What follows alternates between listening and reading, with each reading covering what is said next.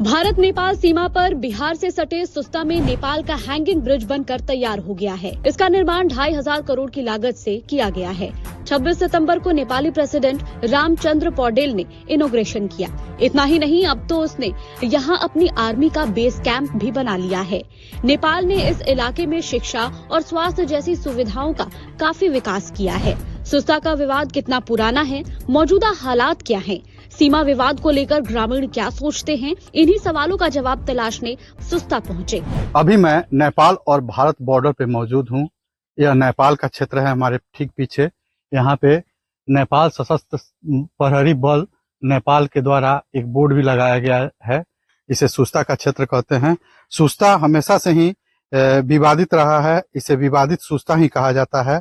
यह भारत का अभिन्न अंग रहा है, लेकिन धीरे धीरे इस पर नेपाल ने कब्जा कर लिया है। तकरीबन 6 लोगों की इस भूमि पर मौत भी हो चुकी है। सबसे पहले हमारी मुलाकात किराने की दुकान चलाने वाले बुधई से हुई, जिन्होंने खुद बताया कि पहले सुस्ता गांव गंडक नदी के पूर्वी हिस्से में था, लेकिन नदी में कटाव के चलते हम लोग पश्चिम की तरफ आकर बस गए। जंगल पहले गाँव है जो रहता लोग था, पहले वही तो गाँव है।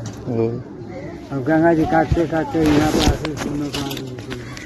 दवाई वाई कितनी तरह स्थानीय निवासी प्रमोद सिंह सुस्ता पर अवैध कब्जे के लिए नेताओं को जिम्मेदार बताते हैं। दिया कौन वहाँ फ्रॉड बेच रहे थे, वहाँ लोकल नेता लोग बेच रहे थे और वही लोग खरीद रहे थे, वो भी आ गए। सब गलत लोग हैं। ऐसे ही समूचा नाजायज बिक्री हुआ है, नाजायज खरीद हुआ है। यहाँ के नेता लोग भी इन्वॉल्व थे। बिहार सरकार के वन मंत्री डॉक्टर प्रेम कुमार से हमने इस पर सरकार का पक्ष जानना चाहा, तो बोले ये मामला भारत सरकार का है। ये मामला 2 देशों का है। इस काम को देखने का काम भारत सरकार करेगा।